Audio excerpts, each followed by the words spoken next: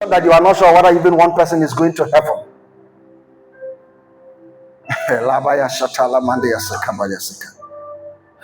Leaders of church that are supposed to be now you don't know somebody is an elder in the church, somebody is a deacon in the church. When you see him in a wicked place, you begin to wonder whether is this a church deacon or actually a Pawan club member. And you think that nothing is wrong. Nothing is wrong. What more sign are you waiting for? To know that you are spiritually asleep and it's time when you need to wake up. The Bible says that Herod came and took James, the trusted in prayer, and the next day he brought out James and beheaded James, and the people were happy, and Herod were happy, and he was celebrating, and he said the thing pleased the people, so he went again and took Peter. But now the church stood up, the church rose up, the church came to its senses, and the church prayed. The Bible said while Peter was kept in prison, the church prayed. Satan has taken one from your family, you are still sleeping. Sleep. Satan will take the second one, you are still sleeping. Sleep. Sleep. The church prayed. I remember there was a day that God was going to destroy Sodom and Gomorrah. As bad as their sins were, he was going to destroy Sodom and Gomorrah. And somehow he decided to visit Abraham. And he visited Abraham. And he said, is there anything that I will do without telling Abraham? Abraham is my friend. I need to confide in him. Abraham, actually, I didn't come to visit you. You are just part of my transit arrangement. I am actually going to Sodom and Gomorrah. I have heard report about the atrocities and iniquities. So I'm going to destroy them. And Peter said, sir, can I say something? He said, why not? You can speak.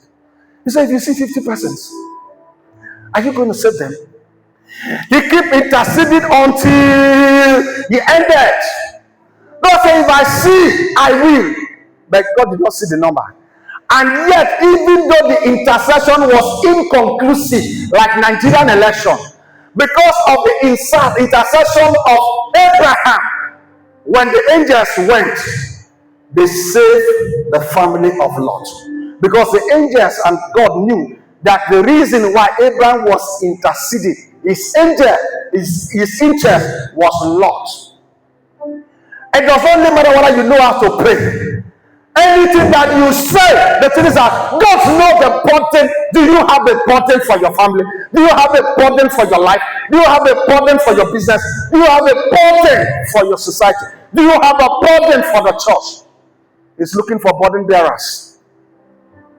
Moses, the children of Israel have misbehaved, and God has made up his mind to wipe all of them up and start a new generation from Moses.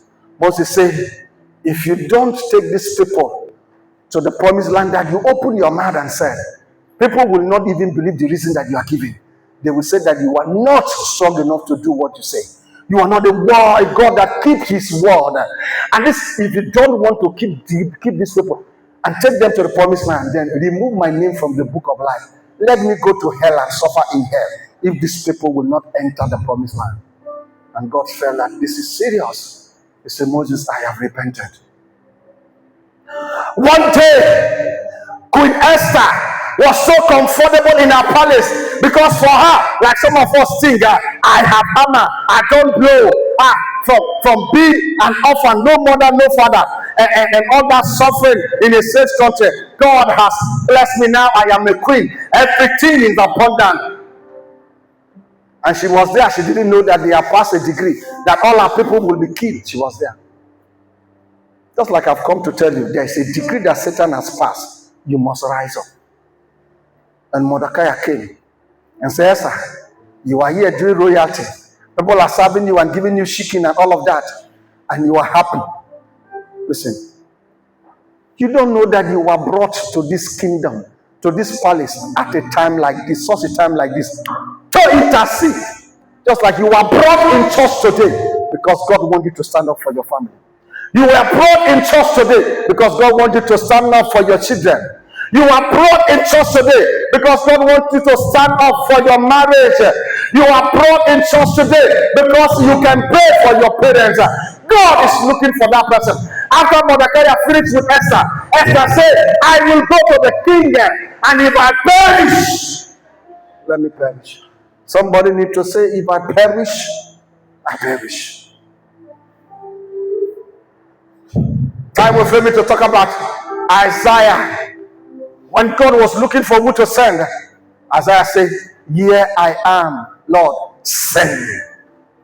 Is it about Daniel, who when he understood by books that the captivity of the children of Israel were supposed to be 70 years, and 70 years has come, the Bible says he began to intercede. Listen, God is looking for who is that have you not heard enough? Your health is failing. Your children, you are not sure. Your marriage is not sweet. Your business is up and down. Your struggling and hustling has made no meaning.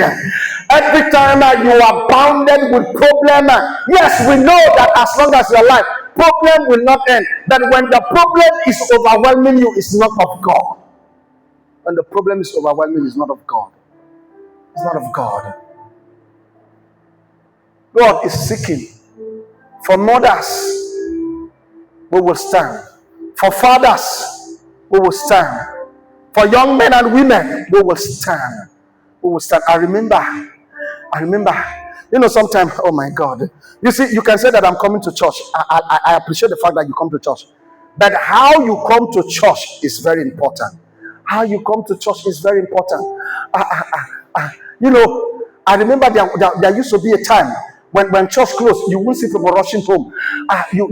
Even after 1 hour come to church, after 2 hours come to church, you will see some people, they are still lying flat on the altar. They are still kneeling on the altar. Or they are sitting at the corner. They have not finished their business with God.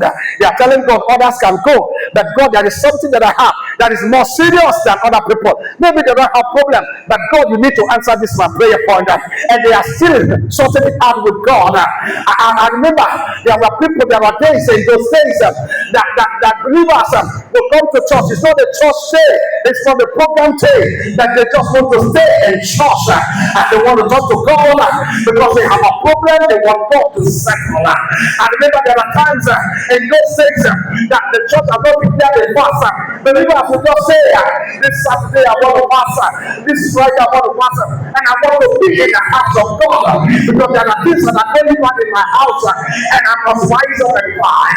But these days we are so busy with our media, with our wedding, with the walk on the road, and we are going to the church, and we are even thinking that we are wasting our time calling upon the name of the Lord. The only time you see us serious is because something has already gone wrong. We are Christians that are specialists in curative. We don't know what is called preventive. We call God when the problem has arisen, when the problem has happened. Now listen, I remember one day when we were down in Agua Church, and my office was up, I came down, I was in the office until I came down. And of course, the door of the church was ajar. So I opened, and Sister Maureen Gibbs Solomon was sleeping. And the Lord told me that she has been praying and sleeping. Where's Maureen? She should be outside. Where's Sister Maureen? Bring her in. You are in church, and even when the word is going on, you are silent. Jesus said, you have converted my house to a den of thieves. It's supposed to be the house of prayer. Okay, God knows how to catch people today. Today, He caught her. I was not calling your name in preaching, and I didn't know that even when I'm preaching, you prefer to be outside. And you could say that, no, stand up, I'm not finished with you yet. You prefer to, now you can say that when you're outside, you hear me. If you were hearing me, you would have known that I was looking for you. So it means that anytime you come to church, preaching is not your problem. So now, why are you in church? You see, I told us that it is not. Yeah, you come to church is very important, but how you came to church. Anyway, I was saying a story you may not know, but you will remember. Stand up. Don't be in a hurry to sit down. You've been sitting down outside there. You know the usher. Stand up. When we were in dining language, just like I was saying, I was in the office until maybe I don't know what brought me down. You know, the office is upstairs. I came down and the church door was ajar. And I opened, and you, Sister Maureen, you were sleeping and the church lying down. And God told me that you've been praying. You were asleep. And God told me that she's been praying for a male child. And I opened my mouth and said, God, let our desire come to pass. Did you ever sleep in the church? Do you remember those days? And do you know that that was when Richmond came forth? Do you remember that? You see, now sit down, I'm done with you. For most of us, we don't even know where church address is until mistakenly Sunday morning. There was this saying, I came to church. I don't know what I was coming to do in church. I don't know. When was that day? I came here, and one of our sisters, she was, as I stood there, she was here praying. And I just stood there and I said, God, whatever has made this woman to come to lay that burden before you, God, I beg you, for your name's sake, answer our prayer. I just signaled a bit more, and I wanted to buy some toiletries at Simfla. I signaled a bit more, I decided not to bother her. We went, all the things. As we are coming, she must even have surprised that Ebimo was in the church. When she wake up, Ebimo was not there. Finish her prayer. As we were coming out, she was going, and she saw us come, and then she was hugging Granot and Farina. And she saw us and ran to her pastor, greeted me, and offloaded Granot and Farina to me. I am a fan of Granot, but not a fan of Farina. And I bless her.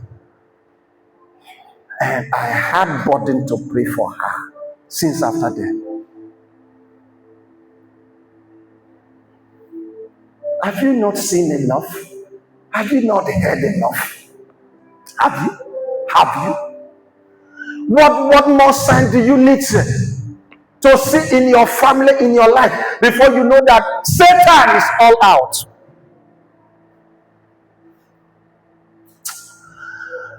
I will pray. I will pray. I will pray. I will pray. If I don't pray, Satan will make. Satan, no fear. Me, pastor, came and touched two of my son. What sign do I need to wait to know that this is war? Listen, the Bible says that we war not against flesh and blood. So there is a war. And what you're supposed to get by war, you cannot get by complaining and talking. It is a war. If you understand the life of Agboro, if you are gentle, you will suffer. When Agboro knows say you serve Agboro, at that time their head they cool down. They cannot talk with you. And that is why Jesus came to his disciple at a very difficult, tough time in his life. They were sleeping. He said, can't you just wash and pray with me for 1 hour? And most of us, we think that when Jesus said wash and pray, we think that Jesus said watch home movie. Surf the internet and press Facebook. So we can watch movies for hours, wash and pray. You see, I will pray, I will pray, I will pray, I will pray.